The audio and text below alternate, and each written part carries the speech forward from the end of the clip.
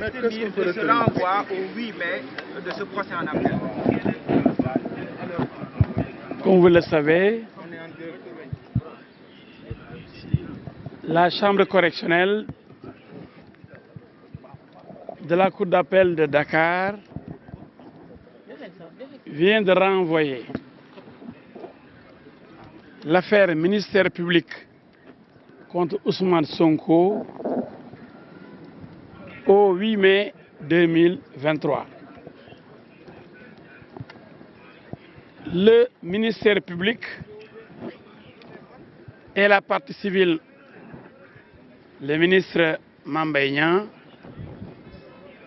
ayant interjeté appel, le rapport du procureur déposé, le dossier transmis à la Cour d'appel. Donc les conditions sont réunies pour l'enrôlement. Mais l'enrôlement ne signifie pas le jugement. Les gens sont très vite allés en besogne pour dire qu'on n'a pas attendu l'expiration des délais d'appel. Mais vous aurez constaté que les droits de tout le monde sont respectés. C'est ce qui signifie ce renvoi, maître.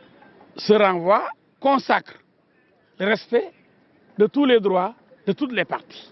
C'est pourquoi le président de la juridiction d'appel a renvoyé à cette date pour que nul n'en ignore et que le peuple sache que le droit et le droit seul est dit dans cette affaire et le droit sera dit. Mais quelle a été la raison exacte de ce renvoi? Pourquoi pas faire l'audience aujourd'hui?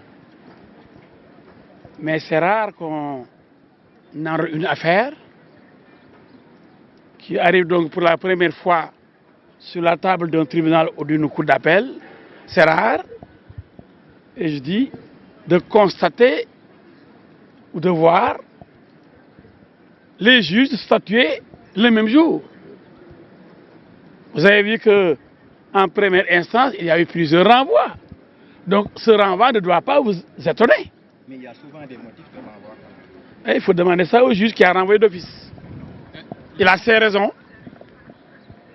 Et à partir de ses propres raisons, le juge, avec son impérium, a renvoyé d'office au 8 mai 2023. Le camp adverse n'est pas présent. Est-ce que tout le monde l'a pris?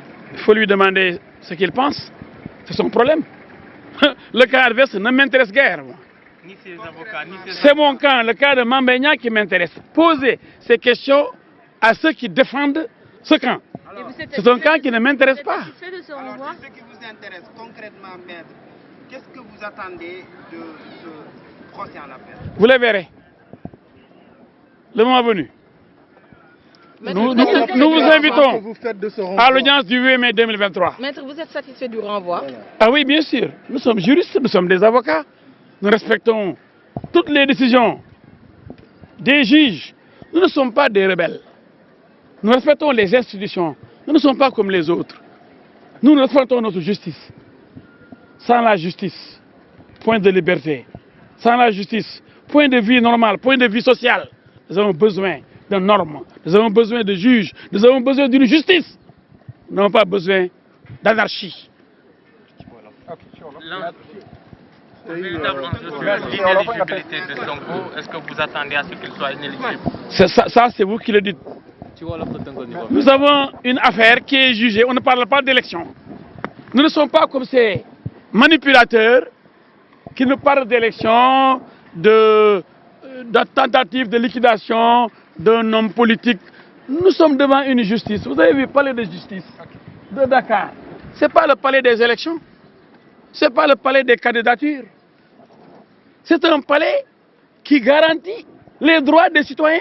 Quiconque se sent diffamé, oui, bon Dieu, a le droit d'ester en justice, de porter plainte. Qu'on ne nous parle pas d'éligibilité, de tentative de liquidation d'un homme politique. Soyons sérieux. ñu tàgg ko ba jëmmi jamono ni ki juróom-ñetti fan ci weeru mai ban gis-gis nga ci am. waaw comme ni ngeen ko gisee yéen ñëpp atte bu njëkk ba gis ngeen dàq dañ ko dàqaat ko kon dàq bi ñu ko dàq tey kay warul joomal kenn ci li ma foog amul fi bees lu ñuy màcc tey du leen joomal yéen ndax fi ngeen taxawoon gis ñu renvoyé war rek kon tey bu ñu renvoyé tey dàq nañ ko ba le 8 mai mais loolu warul bett kenn ndax tribunal moom yàgg na di dàq.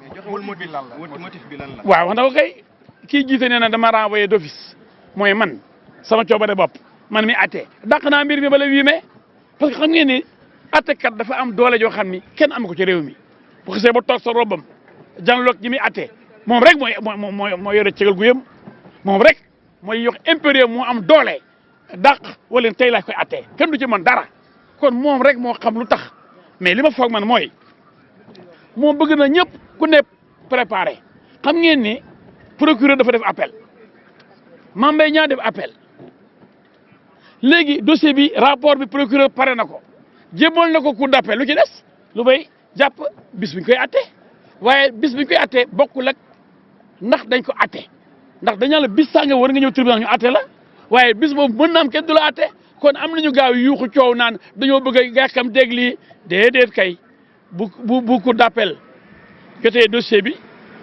xam ngeen ne procureur bu defee appel ñëppay ñëwaat dañuy recommencer à zéro atte wan mbir mi dañ koy commencer fa nga commencé woon kon amul dara loo xam ne fii loo xam ne dafay néewal nit doole wala ñu xañ ay yelleefam fii ba le 8 mai yelleef yi ñëpp defe naa dina teew ñëpp dinañ yëg dinañ dégg dinañ mën a préparer wu jël seen i avocat jàkkaarloo bëre da combat bi Balla Gaye Eumeu Sène fixé nañ ko ba pare.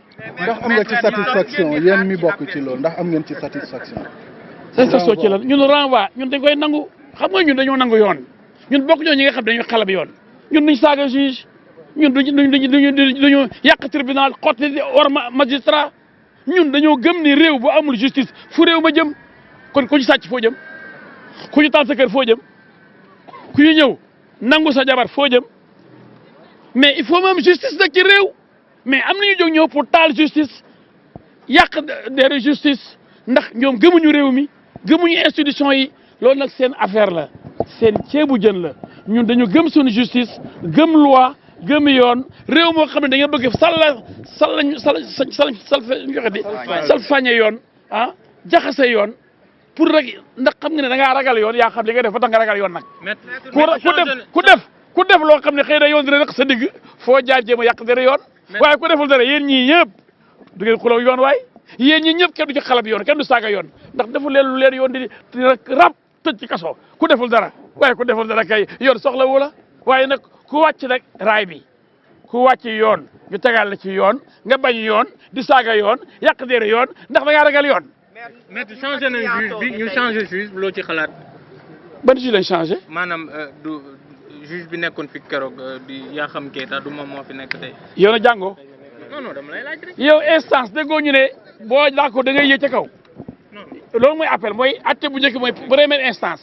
léegi la ñuy wax le double degré de juridiction ma jàngale loolu boog booy bu ñu la attee ba pare te atte bi neexu la da ngay yéegaat ci cour d'appel ñu attewaat ka la atte woon kay amatul droit attewaat la waay boo amee tuuti xam-xam di nga xam ni ki atte woon moom dina ko dama toog yow doo tudd Modou atte nga ba pare toogal nii Ibrahima kaay yaa féetee kaw Modou yaay attewaat loolu mooy appel boo d'accord nga dem cassation cour suprême moo tax nga yoon dafa teg dañ ko tegalante yelleefu doomu aadama daf dañ ko fonk Sénégal kuy wax rek di yàq deru justice di yàq deru magistrat yi xamuloo waaye nag ku def lu ñommee di nga ragal yoon te boo ragalee yoon rëq sa ndigg loo mën def mooy lu bay yàq deru yoon pour ëllëg lu ñu la teg nga ne yoon kay amul ci réew mi waaye nag ñii fi toog ñëpp ci yéen kenn yoon owu leen yéen bu ngeen deful dara lu leen yoon di ooyee waaw ku deful dara nooy wuyee ji yoon ma ne ku deful dara waaye nag maa ko def te kenn du ko wax Olof Njaay mu ne déet waay déet maa ko def te kenn du ko wax